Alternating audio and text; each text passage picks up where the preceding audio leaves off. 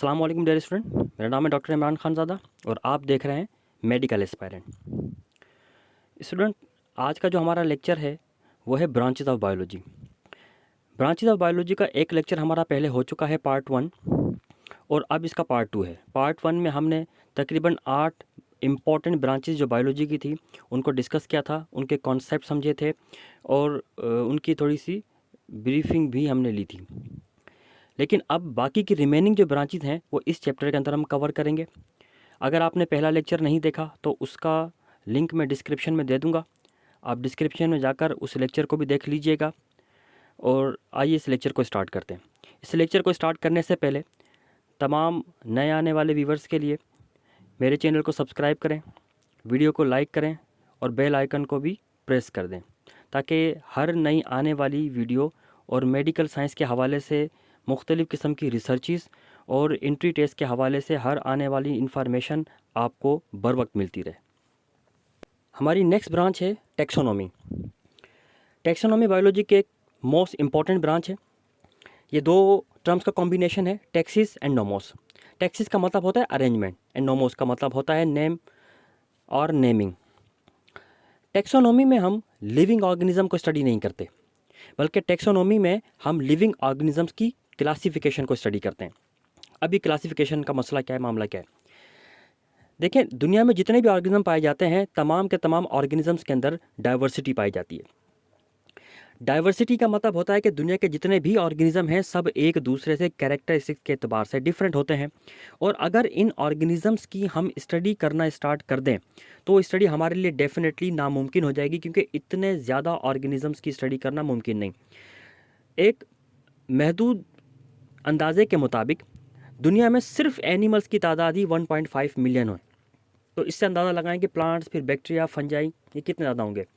इसलिए साइंटिस्ट ने क्या किया कि जो एक जैसे कैरेक्टर वाले ऑर्गेनिजम्स थे उनको एक ग्रुप में रखा और जो डिफरेंट कैरेक्टर वाले थे उनको डिफरेंट डिफरेंट ग्रुप्स में प्लेस करते गए। और इस तरीके से अब हम एक इंडिविजुअल ऑर्गेनिज्म की स्टडी नहीं करते, पूरे ग्रुप की स्टडी करते हैं, जिससे पूरे के पूरे ऑर्गेनिज्म के ग्रुप की हमारी स्टडी मुकम्मल हो जाती है। इस प्रोसेस को क्लासिफिकेशन कहते हैं और इस क्लासिफिकेशन की स्टडी को हम टेक्सोनॉमी कहते हैं। लेकिन टेक्सोनॉमी में जस्ट हम लिविंग ऑर्गेनिजम्स की क्लासिफिकेशन ही नहीं करते, बल्कि क्लासिफिकेशन के अलावा उनकी नेमिंग भी करते हैं, डिस्क्रिप्शन भी देते हैं। Now what do you mean by naming?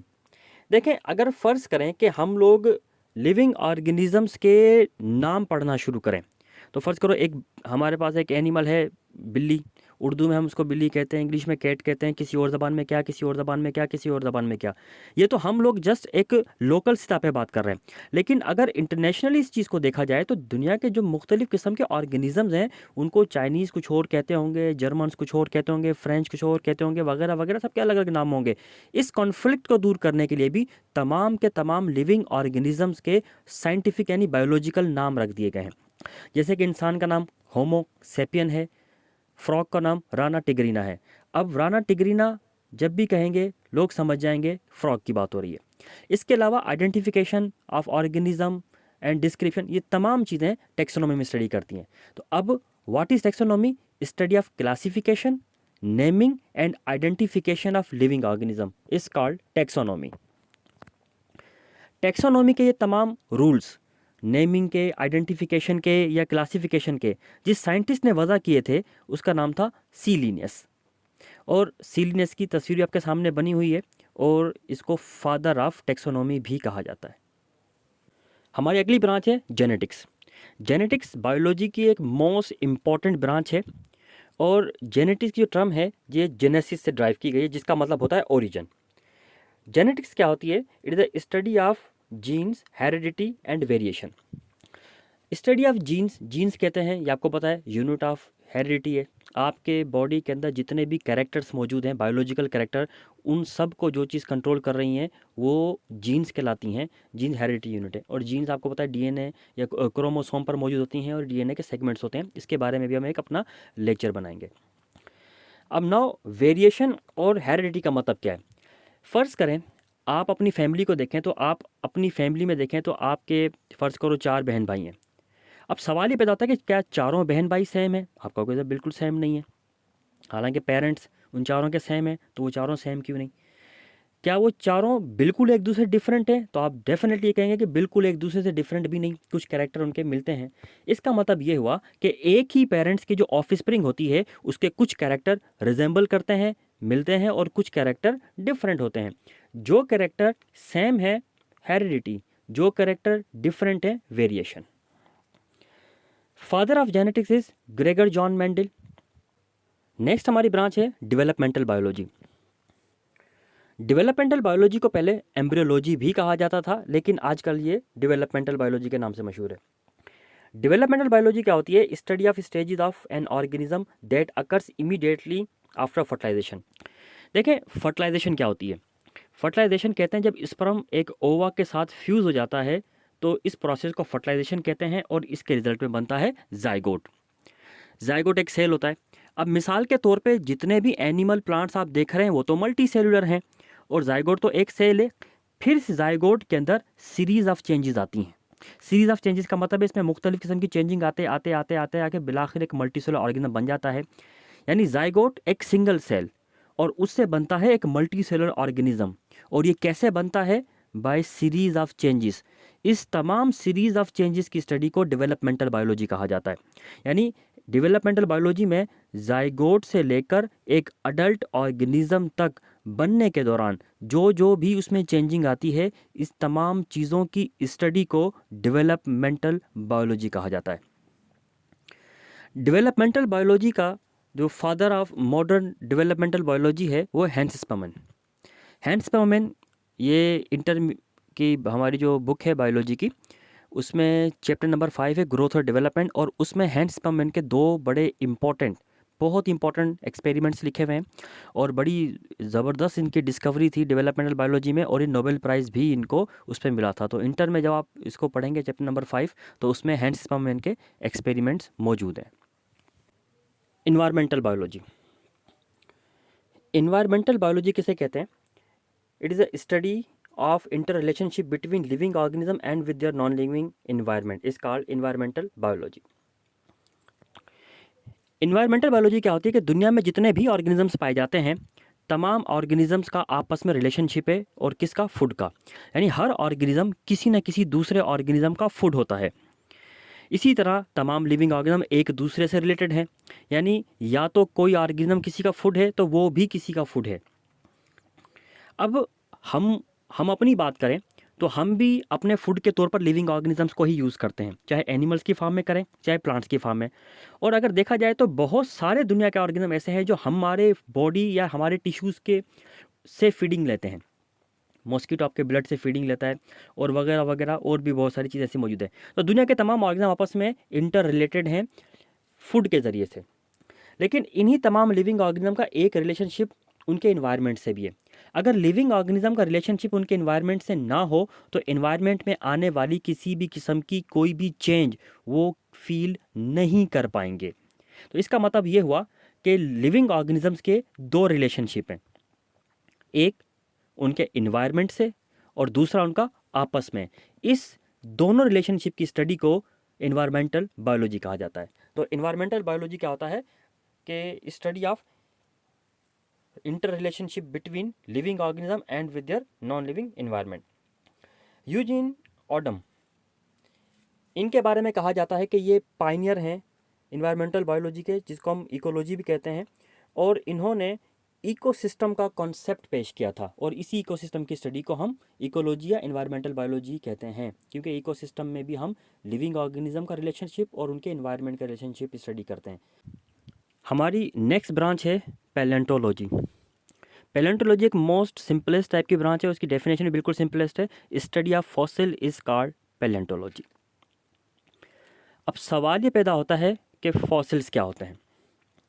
Fossils कहते हैं रिमेन्स ऑफ एंशंट लाइफ या रिमेन्स ऑफ पास्ट लाइफ या पास्ट ऑर्गेनिज्म। मतलब ज़माना कदीम में जो ऑर्गेनिज्म या लाइफ मौजूद थी उसके रिमेन्स, मतलब जो बाकियात आज मौजूद हैं, वो फॉसिल्स कहलाती हैं, और इसकी स्टडी को हम पैलेंटोलॉजी कहते हैं। अब साइंटिस्ट को फॉसिल्स प्लांट्स के भी मिले हैं और एनिमल को भी मिले हैं। जिस तरीके से हमने बायोलॉजी को दो बड़ी कैटेगरी में डिवाइड कर दिया गया है, जोलॉजी और बॉटनी में, प्लांट्स और एनिमल की बेस पर, इसी तरीके से पैलेंटोलॉजी को भी दो कैटेगरी में डिवाइड कर दिया गया है, यानी पैलेंटोजोलॉजी एंड पैलेंटोबॉटनी। पैलेंटोजोलॉजी के अंदर हम जो एनिमल्स के रिमेन्स हैं, आसार हैं, जैसे डायनासोर्स वगैरह के, उनकी स्टडी करते हैं। और पैलेंटोबॉटनी के अंदर ज़माना कदीम में जो प्लांट्स मौजूद थे जो अब ख़त्म हो चुके हैं, उनकी स्टडी करते हैं, जिस तरह राइनिया वगैरह। जॉर्ज कुवियर नाम का साइंटिस्ट, इसके बारे में कहा जाता है कि he is the father of palaeontology. हमारी नेक्स्ट ब्रांच है बायोटेक्नोलॉजी। बायोटेक्नोलॉजी क्या होता है? Use of biological agents such as microorganism और cellular components for the welfare of mankind. इंसान के फ़ायदे के लिए किसी भी बायोलॉजिकल एजेंट को यूज़ करना, ये चीज़ बायोटेक्नोलॉजी कहलाती है ना। बायोलॉजिकल एजेंट क्या होता है? बायोलॉजिकल एजेंट का मतलब क्या होता है कि हम किसी भी लिविंग ऑर्गेनिज्म को एज ए होल, यानी पूरे ऑर्गेनिज्म को इस्तेमाल करें इंसान के बेनिफिट के लिए, या फिर उसके सेलुलर कंपोनेंट्स, उसके किसी एंजाइम्स वगैरह को निकाल कर उनको यूज़ करें। तो क्या अगर किसी लिविंग ऑर्गेनिज्म को इंसान के बेनिफिट के लिए यूज़ करें, या उसके किसी कंपोनेंट, किसी भी पार्ट को इंसान के फ़ायदे के लिए यूज़ करें, इस स्टडी को बायोटेक्नोलॉजी कहा जाता है। बायोटेक्नोलॉजी आजकल इसका काफ़ी दौर दौरा है, काफ़ी फेमस हो रही है ये ब्रांच बायोटेक्नोलॉजी। और कैरोले एरेके, इनको फादर ऑफ बायोटेक्नोलॉजी कहा जाता है। एग्जाम्पल में हम इसकी इंसुलिन ले सकते हैं। इंसुलिन एक हार्मोन है जो डायबिटीज़ के पेशेंट्स को इंजेक्ट किया जाता है, लगाया जाता है। ये जो हार्मोन है, हम हार्मोन को तो इंडस्ट्री में सिंथेसाइज नहीं कर सकते, तो हम क्या करते हैं कि इंसान से इंसुलिन हार्मोन बनाने वाली जीन को निकालते हैं और उसको बैक्टीरिया के डीएनए में इंसर्ट कर देते हैं, और फिर उसके बाद इंसुलिन बनना शुरू होती है, और प्रोसेसिंग के बाद उस इंसुलिन को हम यूज़ करते हैं। इस केस में हमने बैक्टीरिया को अपने बेनिफिट के लिए इस्तेमाल किया। Now this is called biotechnology. ऐसी सैकड़ों हज़ारों एग्जाम्पल मौजूद हैं मुख्तलिफ़ किस्म के ऑर्गेनिज्म को इंसान के साथ, इंसान के बेनिफिट के लिए यूज़ करने की। ये बायोटेक्नोलॉजी कहलाती है। नेक्स्ट ब्रांच है सोशल बायोलॉजी। इसको सोशियो बायोलॉजी भी कहा जाता है। सोशल बायोलॉजी क्या है? Study of biological aspects of social behaviour in animals and human. Social biology के अंदर हम एनिमल्स और ह्यूमन की स्टडी करते हैं, लेकिन उनके सोशल बिहेवियर की स्टडी करते हैं। ना सोशल बिहेवियर की स्टडी करते हैं, इसका मतलब क्या है? इसका मतलब ये होता है कि अच्छा, सबसे पहले हम ये समझते हैं बिहेवियर क्या है। बिहेवियर, हम किसी भी ऑर्गेनिज्म को, चाहे इंसान हो या कोई भी ऑर्गेनिज्म, उसको कोई स्टिमुलस दें और वो उसका रिस्पॉन्स दे, ये उसका बिहेवियर कहलाता है। इसी बिहेवियर के ज़रिए से ऑर्गेनिज्म अपने इन्वायरमेंट के साथ इंटरेक्ट करते हैं अपने इन्वायरमेंट से। नेक्स्ट हमारी ब्रांच है पैरासाइटोलॉजी। पैरासाइटोलॉजी भी एक आसान सी ब्रांच है, लेकिन बहुत ज़्यादा इंपॉर्टेंट है। Study of parasite, it's life cycle, mode of transmission and interaction with their host is called parasitology. आप चाहें तो सिंपली इसको यूँ भी कह सकते हैं, study of parasite is called parasitology. इसमें हम पैरासाइट की स्टडी भी करते हैं। पैरासाइट, आपको पता है, एक ऐसा ऑर्गेनिज्म होता है जो अपने फूड और शेल्टर के लिए किसी दूसरे पर डिपेंड करता है, उसको नुकसान पहुंचाता है।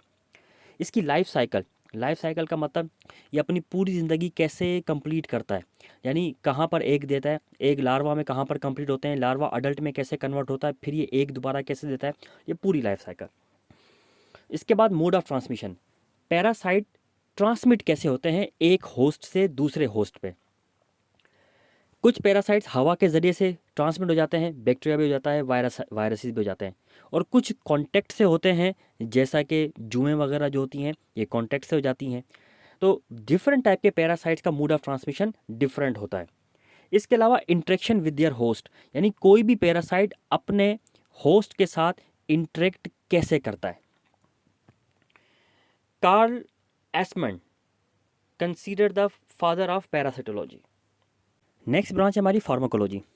फार्माकोलॉजी भी एक मोस्ट इंपॉर्टेंट ब्रांच है, और it is the study of medicine और ड्रग्स, यानी मेडिसन या ड्रग्स की स्टडी को हम फार्माकोलॉजी कहते हैं। आपकी मैट्रिक की बुक में लास्ट चैप्टर फार्माकोलॉजी का दिया गया है, तो उसमें जब हम इसको देखेंगे तो इंशाल्लाह फार्माकोलॉजी को डिटेल से स्टडी करेंगे। ये फार्माकोलॉजी है जिसकी वजह से हमें ये मेडिसन्स वगैरह अवेलेबल है मार्केट में। फार्माकोलॉजी एक मोस्ट इंपॉर्टेंट ब्रांच है। इंशाल्लाह आप में से कोई भी जो भी स्टूडेंट मेडिकल में सिलेक्ट होगा तो वो फार्माकोलॉजी पढ़ेगा तो उसे अंदाज़ा होगा कितनी इंपॉर्टेंट चीज़ है ये। Jonathan Pereira father of pharmacology कहलाते हैं। हमारी आखिरी ब्रांच है molecular biology. Molecular biology study of structure and function of the macromolecule essential to the life. Molecular biology जैसे नाम से ही जाहिर है कि ये इस बायोलॉजी की इस ब्रांच में हम मॉलिक्यूल की स्टडी करते हैं। अब आप कहेंगे कि मॉलिक्यूल की स्टडी तो हम केमिस्ट्री में करते हैं, तो बायोलॉजी में क्यों? असल में हम यहाँ पर रिस्ट्रिक्टेड स्टडी करते हैं मॉलिक्यूल्स की। और कैसे? पहली बात तो ये कि हम सिर्फ वही मॉलिक्यूल स्टडी करेंगे जो इसेंशियल हैं लाइफ के लिए। मैक्रो मॉलिक्यूल्स जिनको ऑर्गेनिक मॉलिक्यूल्स भी कहते हैं, सिर्फ उनकी स्टडी होगी। और दूसरी चीज़ ये, उन मॉलिक्यूल्स की भी जस्ट स्ट्रक्चर और फंक्शन की स्टडी करेंगे। तो हमें यहाँ पर दो बातें याद रखनी है कि मॉलिक्यूलर बायोलॉजी में हम मॉलिक्यूल की स्टडी करते हैं। कौन से molecule? Macro molecule essential for life, यानी वो मॉलिक्यूल जो लाइफ के लिए एसेंशियल हैं, ज़रूरी हैं। और उन मॉलिक्यूल्स की भी स्ट्रक्चर एंड फंक्शन की स्टडी करते हैं। डॉक्टर मैक्स परुट्ज़ जो है वो माइक्रोबायोलॉजी का बानी कहलाते हैं, फादर ऑफ माइक्रोबायोलॉजी कहलाते हैं। स्टूडेंट, हमारा ब्रांचेज ऑफ बायोलॉजी का लेक्चर अब कंप्लीट हो चुका है। तकरीबन हमने 18 मोस्ट इंपॉर्टेंट ब्रांचेज जो आपके एग्ज़ाम में आ चुकी हैं, आपके सिलेबस में भी कहीं ना कहीं मौजूद हैं, एंट्री टेस्ट में भी पिछले कई 8-10 सालों में आ चुकी हैं, वो सब हमने डिस्कस कर ली हैं। आपको किसी भी ब्रांच के बारे में कुछ जानना हो या कोई भी बायोलॉजी के हवाले से कुछ सवाल हो, कुछ भी चीज़ जाननी हो, आप कमेंट बॉक्स में वो सवाल लिख सकते हैं। मैं इंशाल्लाह उसकी वीडियो बनाकर अपलोड कर दूंगा। चैनल को सब्सक्राइब करें और वीडियो को लाइक करें और दूसरे स्टूडेंट्स के साथ भी इसको शेयर करें। शुक्रिया।